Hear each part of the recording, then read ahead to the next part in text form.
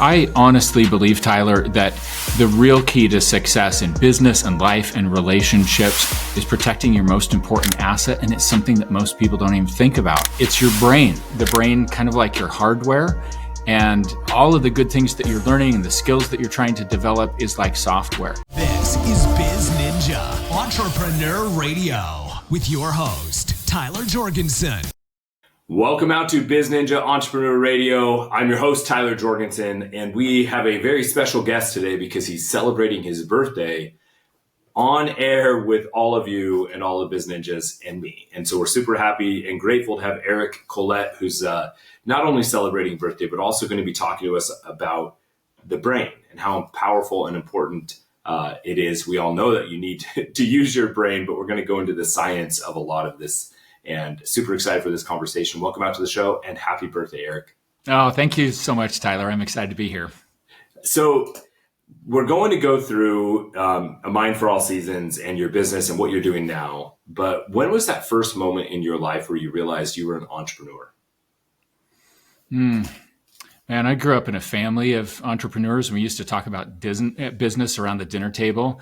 And as a child, my dad would take me and my brothers individually to his office one full day every summer. And I just sat there watching what my dad was doing, thinking, man, that's cool. I want to know people. I want to have good relationships out there. I want to do something that matters. And then by the time I was about 8, I had a brother who was 14 months younger than me. And we kind of invented our own little play. And we actually built this fake business. We were making stamps, and we set up this cardboard box in the basement, and we sat there next to the box. That was our desk. And we would make these stamps and think about how we were going to sell them to people. And that was kind of the moment where I thought, man, this is in me. I want to make an impact in the world. Yeah, that moment where you realize you can create something and then take it out to the market. And I feel like so many kids do that naturally. And for some of them, it gets nurtured and some it gets kind of squashed. How did what was the first real business that you did? Not to say that, the stamps weren't real. Yeah, I guess technically it was when I was in high school. I started studying the piano when I was 7. And I just kept studying. I got more and more into music. And by the time I was in high school, I started teaching piano lessons. Oh, cool. I kind of treated school as my job. And my parents always said, man, if you really pour your heart and soul into your academics, you'll get a scholarship that's worth way more than you could earn in a part-time job. And that actually proved to be true. But they said, you can do a paper route. So I did an early morning paper route, and I taught piano lessons. And I actually made way more teaching piano lessons than I would have working at fast food or something like that. So for really sure. My first step. Yeah, I love that. We're going to jump all the way to now, and then we're going to fill in the gaps throughout the show. Yeah. What is it that you're working on now? Tell us about A Mind for All Seasons and just this amazing project and everything you're working on. I honestly believe, Tyler, that the real key to success in business and life and relationships is protecting your most important asset. And it's something that most people don't even think about. It's your brain. I view the brain kind of like your hardware, and all of the good things that you're learning and the skills that you're trying to develop is like software. And several years ago, I was working with a business executive from Atlanta. And after about 3 months, we helped him improve his cognitive scores by about 30%. His processing speed was up almost exactly 30%.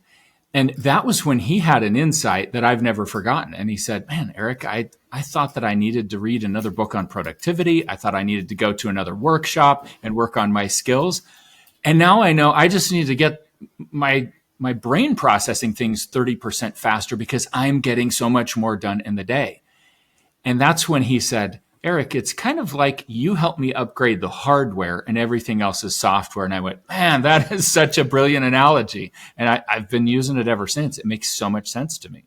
Yeah, I first heard about brain health maybe 10, 15 years ago. Before that, it had been, like you said, all software. I'd been reading self-help books, was listening to old Tony Robbins CDs on my commutes. And I was really into personal development and that sort of thing. But then I kind of accidentally developed a supplement that was a cognitive supplement.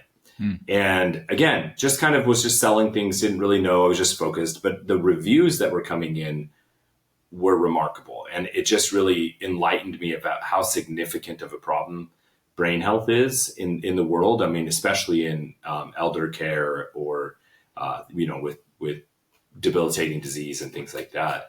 What led you to this? Like, how do you go from piano lessons to, helping people with their brain hardware? Yeah, it seems like a little bit of a jump, doesn't it? So I had a very successful 16-year career running assisted living and memory care communities. And I sort of stumbled into that. And there's a lot of backstory that I'll skip for the sake of time. But I've been interested in neurodegenerative diseases like Alzheimer's since high school, when I wrote a paper about some theoretical causes of Alzheimer's.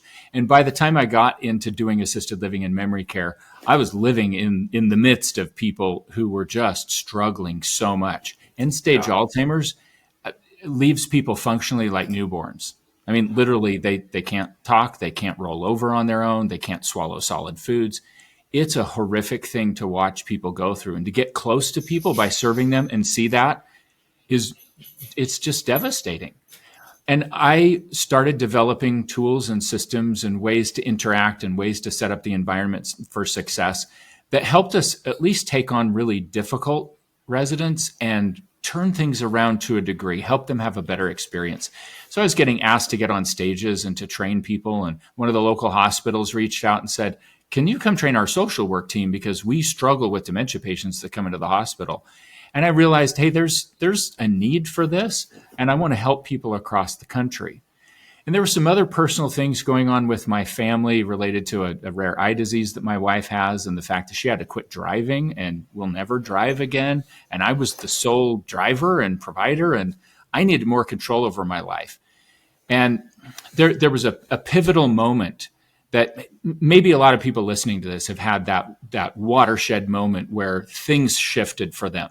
Mm-hmm. So I'll describe the point where everything just happened, and I went from being a highly paid, successful administrator to now I'm taking a flying leap out of the airplane and I'm sewing the parachute on the way down, basically. Right. Entrepreneurial life. So I was driving my family to a school play for one of my little girls one night, and the phone rang, and it was the facility, and I had a very distressed team member on the other end of the line saying, hey, so-and-so, one of our female residents, she was actively dying, and it wasn't expected that she'd be dying at that point. And her family was there. They were in distress. They needed support. It was after hours. There was no one else that could get there. And it was on my shoulders to deal with this. Well, I dropped my family off at the school play, and I absolutely felt like the worst father on the planet, because there I was driving to this facility, feeling like I was abandoning my family. I didn't even know how they were going to get home that night because my wife can't drive. And I spent the next few hours feeling like the worst possible executive director because I was resenting it. I didn't want to be there. And I knew I needed to be there for that family. So I just put on my best face. And when I got home that night, I was so exhausted and stressed. And I looked in the mirror and realized, Eric, you're 30 pounds overweight. You haven't read a book in years. That is not like you.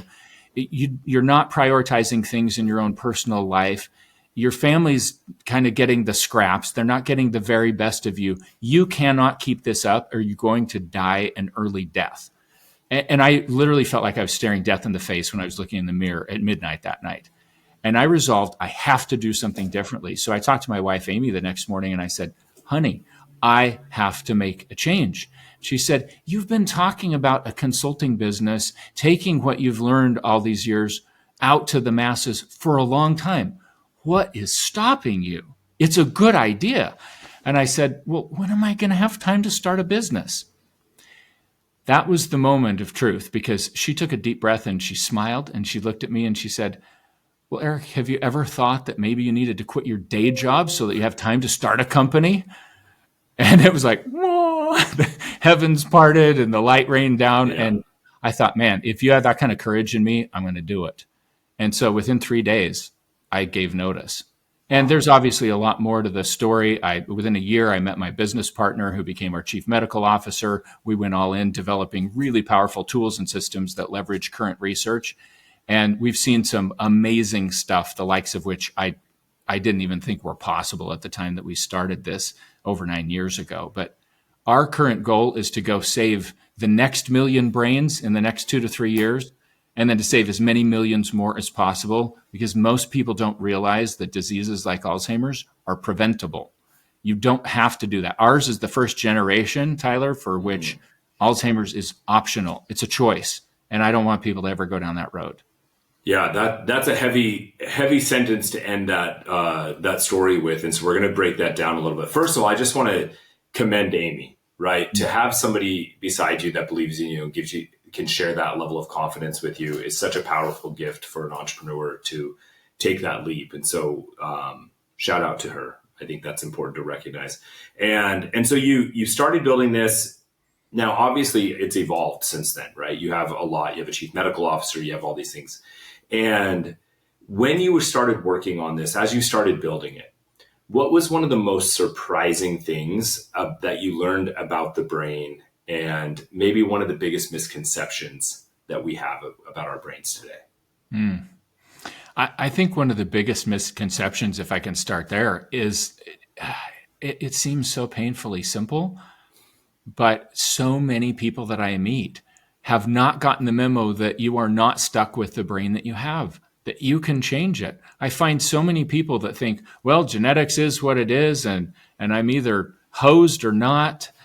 And that is simply not true. Genetics loads the gun and your choices pull the trigger. And there's so many things that are modifiable.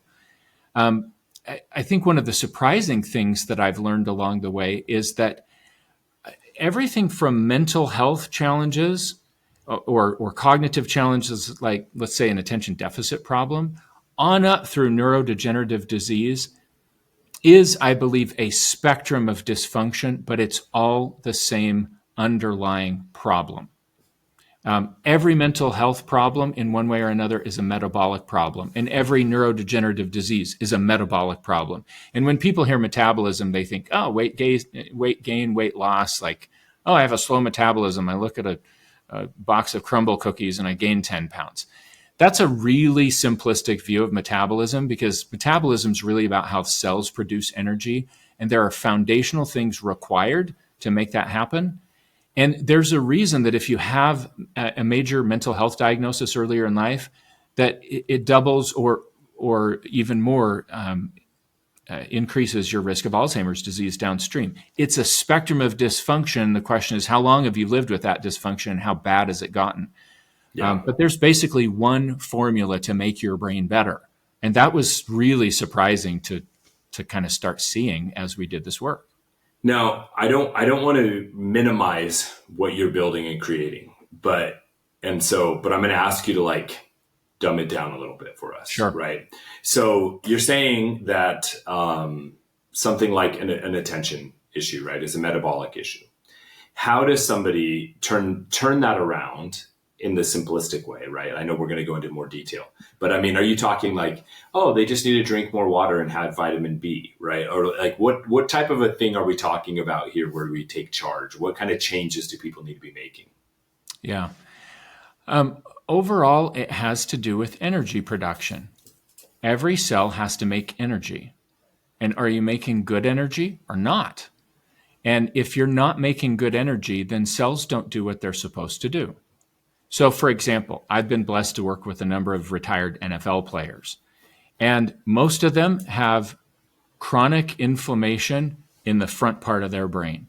And when inflammation goes up, energy production goes down. And there's a lot that we could get into and some simple analogies I could give, but just know that's the principle. And everybody's experienced it. Like, one of the first symptoms of getting a nasty virus is you start feeling like you're off. You feel tired and sluggish. Because when your whole body's immune system cranks up, you feel it. Your energy just drops and you don't produce good energy. But what happens if that's in a localized area like the front part of the brain? Well, that part of the brain controls reasoning and planning and judgment and our ability to focus on something and not have our thoughts bouncing around like ping pong balls. It controls our emotional stability. So many of these football players that I've worked with, or people that had car accidents or had other types of injuries, where now they've got chronic inflammation in the front part of their brain and it's not producing good energy. What that looks like on the outside is They have poor emotional control, and they go from 0 to fighting mad, bam, at the drop of a hat. It looks like they can't focus to save their lives. I've seen plenty of concussion and traumatic brain injury patients where they used to be able to focus just fine. And now they say, my thoughts feel like ping pong balls all the time. I can't focus to save my life. That's because the governor isn't making enough energy to do its job. And brain health is never about one thing. Everybody wants to know, what pill do I have to take? Or what's the right supplement? Or what lifestyle thing do I need to do? Will cold plunges fix this? And there's all this fad stuff out there. And the reality is, you can think of your brain as kind of like a ship. And there are about 100 potential holes that could sink that ship. And when someone's having a problem, there's never just one hole. There's a lot of things that can be observed and measured that are fundamental. So if you think of 100 potential holes in the boat, man, if you got symptoms, there's like 15 to 30 things that are probably going wrong. And if you try to patch one of those holes, your ship is still going down. But if you can measure them and patch all of the holes, that's when you get amazing results. And that's really what you guys do, is instead of having a one size fits all, hey, here's the 3 vitamins you take, here's your hydration, here's your sleep schedule, here's that, like, you don't have a standardized answer, because you guys really take a personal approach to say, what are the holes that you're experiencing? Is that a nice, simple summary? Yeah, that's so well said, Tyler. It's personalized precision medicine. And you're kind of scratching on something that kind of gets me a little bit frustrated out there. And I think it gives a lot of people a bad name. There are so many individuals that are out there trying to sell the latest supplement, or people that are consuming all of them. And most people buy a product or a supplement or something related to brain health because of the outcome that it's supposed to give you and the thing that it's supposed to fix. Yeah. So let's take brain fog, for example. People say, I've got brain fog. A lot of people are talking about it these days. And you'll see an advertisement for a supplement that's supposed to be really good for focus and concentration and energy and basically overcoming this symptom of brain fog. And people are like, well, what do I have to lose? I mean, I might be out a little bit of money, so I'll buy that thing. And it either works or it doesn't work. And if it works, then they go on the testimonial page. And if it doesn't, it's like, okay, I guess it didn't work. But it's totally different to take a health history, to look at lifestyle factors, and to look at biomarkers and measure fundamental things that have to be true for cells to work correctly. And in the process of that, you might find out that one person has undiagnosed sleep apnea, and that's why they have brain fog, because that's like the equivalent of a concussion every night of your life. And somebody else might have major problems with insulin signaling, and so they're not getting fuel into the cell to be turned into energy. And somebody else has a genetic issue that makes it very difficult to convert B vitamins into an active form, and so they're going to feel really sluggish and low energy. And I could go on, but you get the idea here. So it has to be personalized, has to be precise, and it's not just symptom-based. Yeah. And, it's fascinating. Using your original analogy at the beginning of the conversation of hardware and software, I'm thinking of computers. It's like, well, my computer's slow.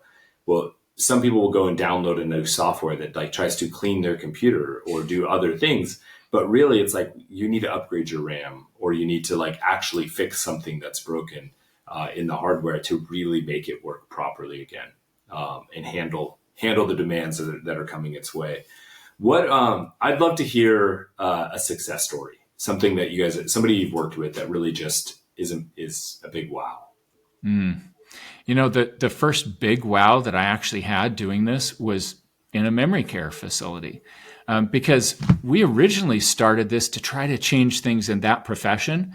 And there's a lot of history between then and now, because COVID absolutely crushed our business. We were working mainly with assisted living, skilled nursing, and memory care communities. And then suddenly overnight, we couldn't go in them. So there's a whole roller coaster ride of how we navigated that and made sure that COVID was the best thing that happened to us and not just something that killed us. But early on, we developed this organized process of taking a health history, measuring biomarkers. Like we measure way more than is ever checked in primary care: genetics, nutrients, hormones, inflammatory markers, metabolic factors, etc. And we were piloting this as an assisted living facility down in East Mesa, Arizona. And there was a guy named Marv who had gone to 3 different neurologists, and all 3 of them diagnosed him with dementia. And he kept going to other doctors because he's like, I got to get a second opinion here. This isn't good enough for me. And after going to the 3rd doctor, he's like, what am I supposed to do? And the doctor's like, I'm so sorry. There's not much that we can do for you. Well, his wife just kept supporting him at home for a couple more years. And he became so grumpy and irascible and accusatory and rude instead of just his natural gregarious self that she was stressed to the max. And her kids finally said, Mom, you cannot do this anymore. And so she moved him into this facility, not having a clue that we were piloting a special program there, what became the enhanced protocol. And moved him in, quickly found out about what we were doing and said, I want to give this a shot. We don't have anything to lose. And so we did a cognitive test. And at baseline, he scored 15 out of 30 on a Montreal cognitive assessment, one of those standard dementia screening tests that doctors use. And we did all the blood work. We looked at lifestyle factors, and we found all sorts of holes that were sinking the ship. Mm-hmm. We helped him, his wife, and the facility know exactly what to do to start working on those things. Like, supplement this much of this thing, and here's why. Let's change this med, and here's why. Ooh, your thyroid's not very optimal. Let's tweak it in this way. And after 6 months had gone by, he literally scored 30 out of 30, and he moved back home. Wow. And his wife started crying when she was talking about it. She actually let us record a video, and she said, I got my husband back. He's Marv again. Now, I wish that I could say that that was the end of his story. Unfortunately, they got complacent. They kind of fell off the program. They quit doing some of the things, and he tanked again. But just the fact that he was able to get home was amazing to me. I didn't think that that was possible. And I wish I could tell you that happens every time. It doesn't. But very organically, we started having really good results with people that are living with dementia, and their family members started coming to us saying, if you can help someone with Alzheimer's improve that much, what could you do for my brain? Because I've had anxiety my entire adult life, and it's wrecking my relationships. Or I had a car accident 2 years ago. I've never been the same. What could you do for me? And that just sort of opened up a lot of other possibilities that allow us to serve private clients all over the country. Yeah, that's really fascinating. And I read a lot on personal development. I actually read a lot on health, and the intersection that you have between these two, where you're really like tackling a lot of the mental health issue from an outside perspective instead of like an internal perspective, or the other way around, but you get the point. Is really fascinating to me. And, a lot of what you guys are doing is in elder care, but our youth are facing a mental health crisis, probably bigger than we have seen, at least in the last 40 years. How is what you guys do? How does that help people of all ages? I love that because you're bringing to mind one of the earliest cases that we worked with a younger person. I was out working in the yard on a Saturday morning, and I got a call from a friend, and I took the call and immediately knew that he was distressed and something was wrong. And he went on to tell me that his daughter was suicidal to the point that they found her standing on top of a 14-story building. It was awful. And he said, I have watched what you've done with dementia patients, and I believe you could help my daughter because we've tried everything else. We've been to all these doctors. We've tried all these meds. Nothing is helping her. And this girl was super talented, straight A student, played 2 instruments, scholarships to college, stable 2-parent household. I mean, her CV looked amazing. And you're like, what's going on here? There's no adverse childhood events or anything like that. And I agreed to help. And we had not worked with younger people at that point.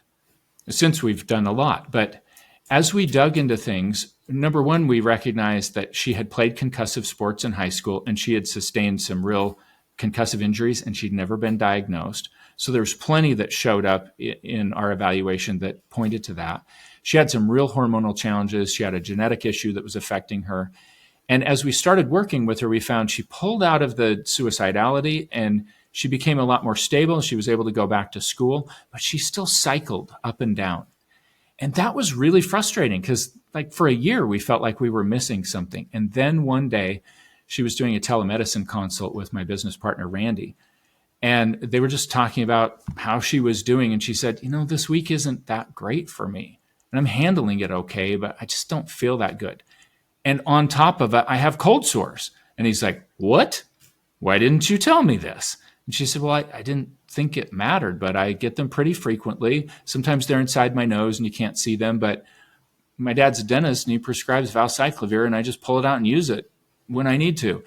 And Randy's like, I think that's it. Did you know that a significant number of people that die with Alzheimer's disease and donate their brains to science are found to have herpes simplex virus living in the brain? So that virus that causes cold sores, it can go up to the brain if you have a leaky blood-brain barrier.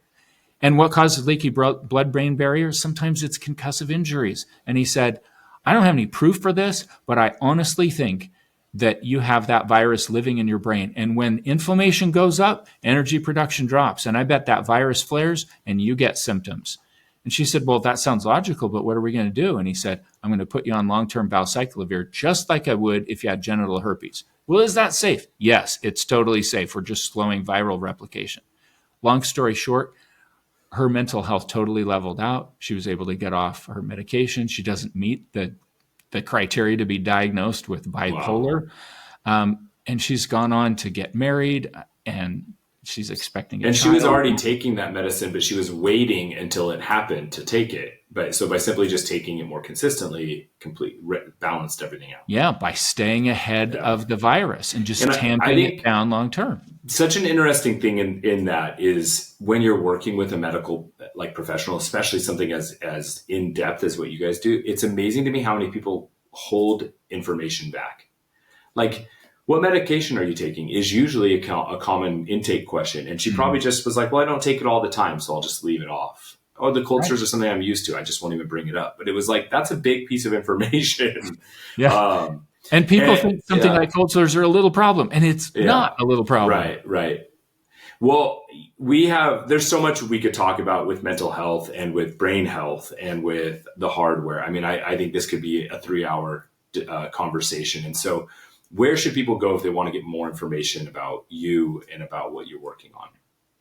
If they go to amindforallseasons.com, they can learn a lot more about the kinds of things that they do. I'm on all the major social media channels, Eric D. Collett. And I'd love to connect with anyone that has questions or wants to know a little bit more. We do a free newsletter and free daily video, and there's lots of ways that we educate the public about these things. Yeah, and I have some introductions I need to make for you with the NFL Players Association and some other things, just because of the work you guys are doing. The one thing I want to wrap up, especially relevant here on your 50th birthday, is business is designed, in my opinion, to not just to make money, but to help us have a life that we actually love. What's one item on your personal bucket list you're going to accomplish when you're 50? Well, during this year that I'm 50, one of the biggest things I'm working on is to finish my book. I'm about 35,000 words into a book that I intend to be kind of a manual for people to really understand their brain in simple terms, actionable terms, things that help them just sort of get out of the soundbite mentality and all of the influencers to just really know the basics of here's exactly what you have to do to get better results. Here's how you sort through all of that. So I'm excited to get that out to the world. I love that. I'm looking forward to reading it. I have tons of follow-up questions, so I'm going to have to reach out to you directly. But Eric, so good to visit with you here on your birthday. I wish you more than luck, but all the best energy in the world as you go out to save the next million brains and heal our cognitive challenges and fix people's hardware, because it's such an important. It's so much easier to enjoy life when your brain's working right. And so I really love the work you're doing and deeply support it and support you. So thank you for what you're doing. And to all my Biz Ninjas, wherever you're listening, tuning in or watching or thinking, it's your turn to go out and do something.